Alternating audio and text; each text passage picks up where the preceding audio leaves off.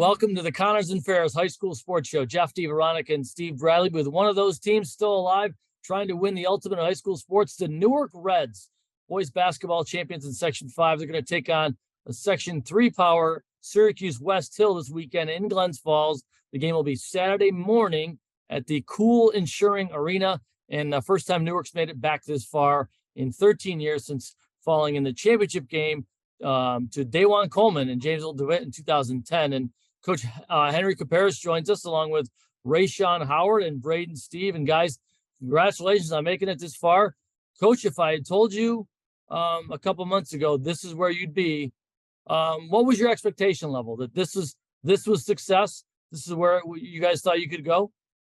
We set our expectations very high every year, year in, year out with Newark. And, I've said it several times this year, we don't like to look too far. We start with our winning the league championship as a number one goal. Then we move on to the next goal of winning a sectional champion and then our Far West regional champion. And then, we like to set realistic goals. And obviously this is where we want to be, coaching and playing basketball March 15th. So, had you asked me a couple months ago, we lost to Palmac by almost 30 points. So I probably would have scoffed at you a little bit, but that was a bit of a turning point for us in our season. So we're happy to be here, and I'm happy to keep working, and especially with these two young men here, Raeshawn and Brayden, in their senior year. So expectations, yes, we expect to be here. Did we get here every year? Absolutely not. It's only been 5 times in Newark history.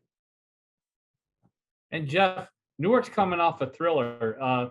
The Far West Regional against Fredonia, 8-point win, but our man Brayden on the left hit a buzzer beater to send it to overtime, a 30-footer at the end of regulation. And it was 3.4 seconds left. An exciting play, finished with 25 points. Raeshawn had 17 points, but we know how much we love buzzer beaters. It's March. Everybody loves buzzer beaters. Brayden, take us through that last second play.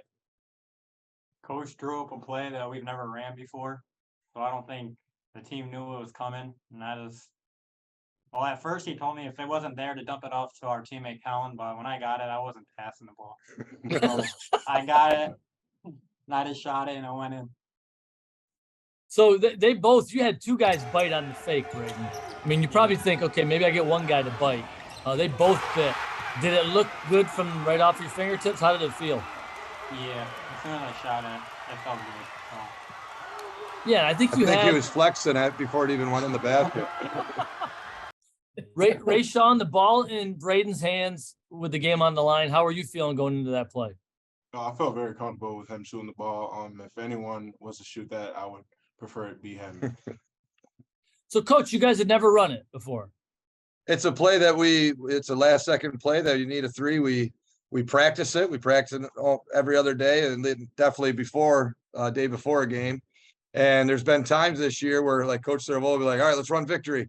I said, not yet. We don't need it. We're going to keep that in our back pocket. So finally we needed it. And the best part about it, so we, there's an inadvertent whistle, and we got another chance at running the same play, and Brayden countered off of it. But before even going out there, Brayden told Jay Parr to get him the ball because he's going to knock the shot down. Doesn't matter how deep it was. So right there, I had a way more confidence that I was going in than I did going out of the timeout.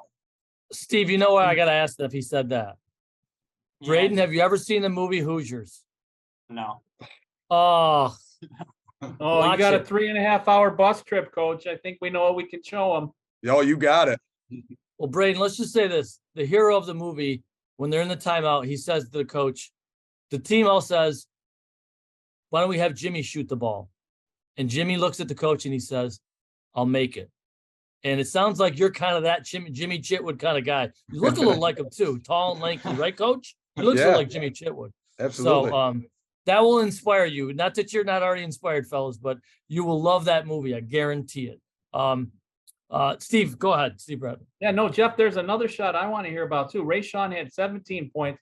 He had a dunk in the third quarter. You remember that? Do you remember that play? Could you tell us about it? Yes. I think it was it was our press break, and I just happened to be open, and I just put it down.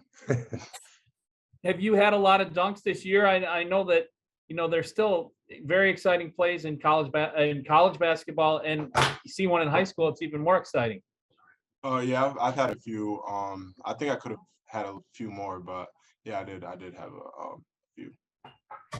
I've got twin boys that are 7, and they come to a lot of practices and games and sit on the bench quite a bit. So whenever Raeshawn misses a layup, my son Henry just looks at it and says, "Why don't you just dunk it?"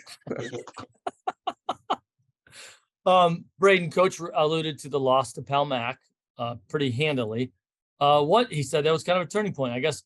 What happened in that game or didn't happen well, and then what changed for this group after that game, Brayden? I don't know. I guess we just didn't want to go out like we did last year. Raeshawn, do you want to add anything? What did you think changed with this group? What opened up in your what light bulb went on in your head, fellas? Like He's looking at you, coach. I'm kind of confused. So they want to know, after we lost that game to Palmac, we've gone on to win 12 out of 13. Like what was the feeling? What happened in that game to maybe snap us into? Yeah, that just made us want to play harder. A lot of people, a lot of There's outsiders doubted us. Yeah. After that game, there's a lot of naysayers about the Newark basketball program, and these guys follow a lot of different people on social medias and different things, and I think for me, I felt like it motivated them to prove people wrong, and we've kind of been on that like respect train, like there's polls all over the place of where people should be, and I keep telling guys, we got to earn our respect. After that Palmyra game, undoubtedly we turned the ball over 29 times. We shot like 18% from the field. We looked like a modified basketball team out there. So like the naysayers they were right on point at that time, but it was about proving people wrong from here on out. So let's take that quick break. Come back. We'll talk more with Newark boys basketball right here on the Connors and Ferris High School Sports Show.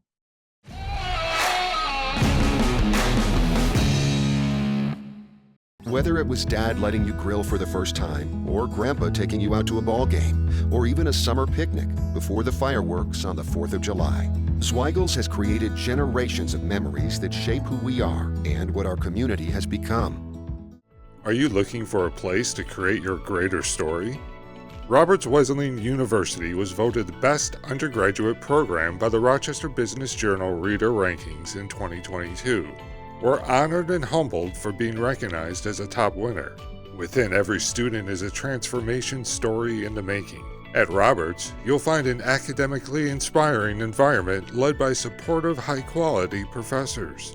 You'll build upon your education and have opportunities to pursue your interests, explore career opportunities, and shape your future forward at Roberts, a liberal arts university anchored in Christ located in Rochester, New York. Apply now for fall 2023 at roberts.edu/apply. We'll get back to you within 24 hours once you submit your application. Bring your greater story to light at Roberts Wesleyan University. You don't choose to get hurt at work, but you can choose the workers' comp attorneys at Connors and Ferris to fight for your money and medical benefits you deserve. With over 20 years of industry experience, we will give your case our undivided attention so that you and your family can focus on your recovery. So call Connors and Ferris, the workers' comp attorneys dedicated to fighting for injured workers' rights. Connors and Ferris, your workers' comp attorneys. Hi, this is Jeff DiVeronica. I'd like to tell you about my friends from Doyle Security. We lost my father-in-law a few years ago, and that meant my mother-in-law was going to be alone in her house. One of my first calls was to Doyle. Doyle has an award-winning burglary detection system, and that gave her peace of mind again. It gave her comfort. These days, you can't put a price tag on that. Whether it's for your family or yourself, at any stage of your life, Doyle is there for you. For seniors, Doyle offers a personally enabled GPS emergency response system. They have a full array of smart systems, including fire and carbon monoxide detection, security cameras, and more for your home or business. More than 35,000 families and businesses rely on Doyle every day and every night. Family owned and operated for more than 100 years, you don't have that kind of staying power unless you're doing something right. To learn more, call 1-866-GO-DOYLE or visit godoyle.com. There are plenty of professional sports teams in Rochester, but there's also a lot of great high school sports action in each town in our area. When's the last time you checked out a high school game? Section 5 sports are about more than just wins and losses. They're about teaching teamwork, dedication, and discipline. So support the kids who play for your school. Get out and watch a high school game today. For more information, including schedules, rosters, and stats, visit section5.org. That's sectionv.org. Brought to you by the Monroe County League and Section 5. Sweet baby, oh baby,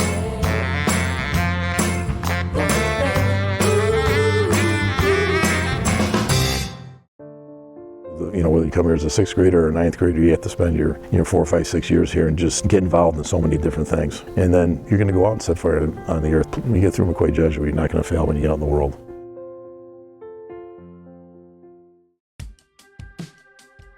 So from the consultation to the installation, I think the word that comes to mind is easy. I've talked to a lot of people where their renovations have been nothing but headaches, and this was never a headache. It was easy. From the moment Marty came and talked with me about all the options and about all the process, he was so easy to talk to. It was like talking to an old friend. Laid everything out. There was no pressure. I just felt very at ease about the whole process. And then when Ryan came, he was in at 8 o'clock and he was out by 3:30. It was incredible. And with the supply chain issues right now, the one thing that I loved the best about Bathfitter was that they do all of their own production and then they also do their own installation. So it was a quick process. We were able to get the installation date within a few weeks, and it was just easy. And we are so thrilled with our brand new gleaming tub. So we couldn't be happier.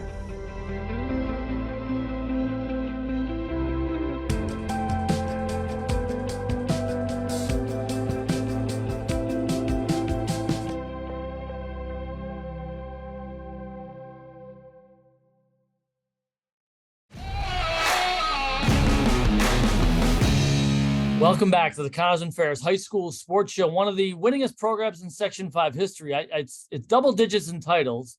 How many Section 5 titles? 10? Is that what I read? 10 14. 14. I shorted you. My bad.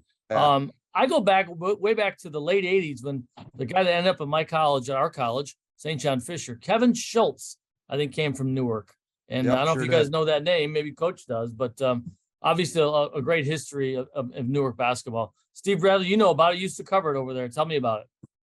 Yeah, I mean, Coach Ron Ceravolo really is kind of the starting point with me following his teams. And in the 80s, Newark was always a stronghold. But I just want to take it back to last year. Newark beat Pelmac in the Section 5 final and then had the crossover against Wellsville and then went and played. Actually, the games were in Section 5. They went to Buffalo and they played Allegheny Limestone and they fell in that game. And this year they've made it a step further. And Raeshawn, maybe that law, you being a senior and that game, how much did that game sit with you over the summer and as you trained and prepared for this season to try and go one step further, what you and the team have accomplished? Yeah, I really wanted that game back, especially it being my senior year. And yeah, I think we played hard all that game really to get back from what happened last year. Brayden, how well does Section 5 in your league in this area, having to beat a team like Batavia in the title game, how well does it prepare you guys for the postseason? It prepares us a lot. Like we play Wayne, they're a Class A school, so I think that helps a lot. And just playing teams like Palmac and Waterloo and Wayne, it's a lot of competition that prepares us for sectionals. Coach Kuperus, I know that you and your family have a long history in Newark as well, and you probably may be one of the foremost authorities on that. But what does it mean to this community to, have this opportunity to head east on the thruway and play for the ultimate prize? Because Route 31, there's a lot of good basketball towns on Route 31. If you start in Palmyra, Newark, Clyde, Lyons, you hit them all, and they've all got a lot of history. What does it mean for your community? Yeah, so other sporting programs. I coach 3 sports in Newark, so I could say this, and I graduated from Newark, but basketball has such a rich tradition of success and developing players not only on the court but off the court. And for me, as a Newark graduate, I'm it brings me to tears after our games because of the amount of community support that traveling to our sectional run and away games, it's unreal. And this year, it's been every year is a special year, and coaches can say that, but this year's a little extra special. This is the 100th year anniversary since we won our first sectional title back in 1923. Wow. And Coach Ceravolo, who is my coach and mentor growing up, this is his last year being my assistant. So that gives a little added motivation for me as a coach and a person to, try to, continue to fill his shoes. As you said, he's like, and he won't admit this because he followed in the footsteps of Coach Seeger and Coach Miller before him. But he's really the godfather of our program of where it is. Talk about John Wooden's pillar or triangle of success or pyramid of success. He built that foundation for me. So all that helps feed our community's love for Newark basketball, I think.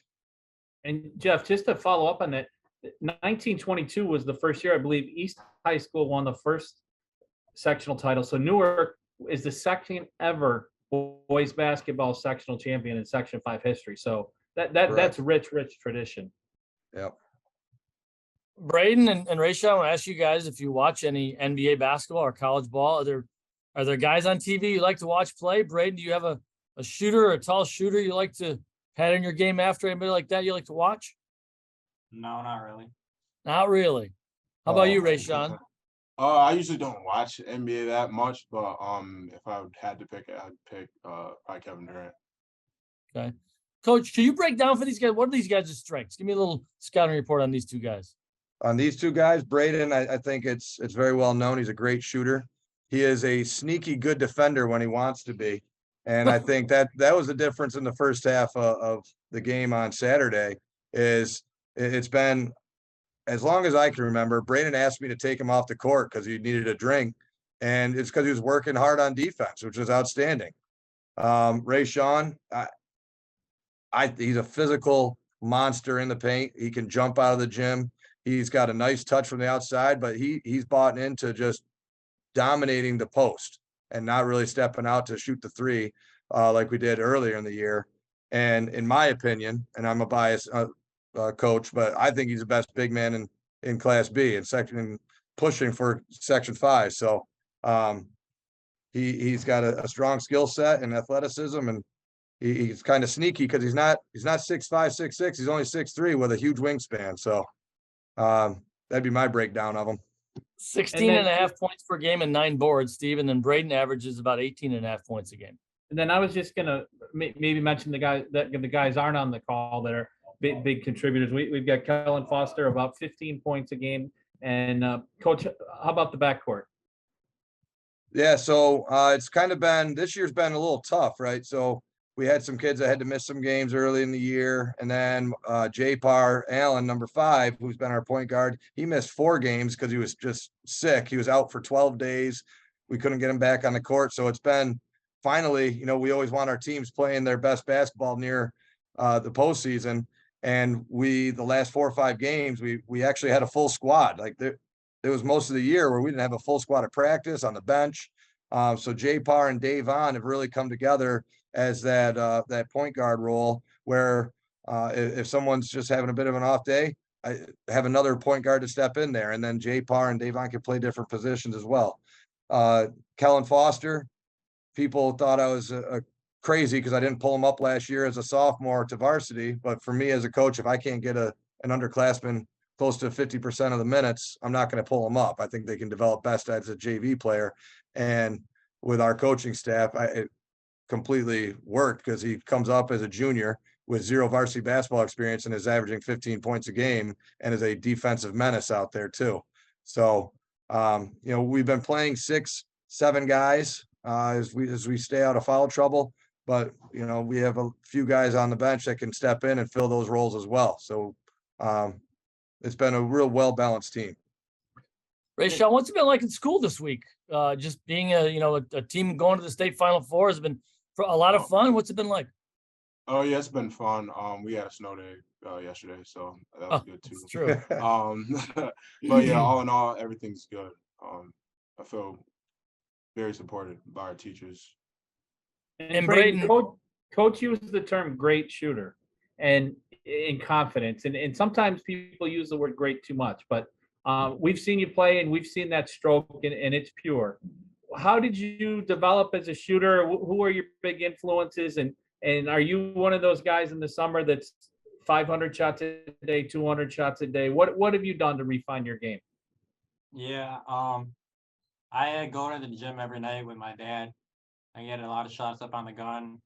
And Coach Ceravolo, he takes me to the gym a couple times a week to get in the gym and just practice my shot. So I've always just been getting in the gym and working on my 3-point shot ever since I was a kid.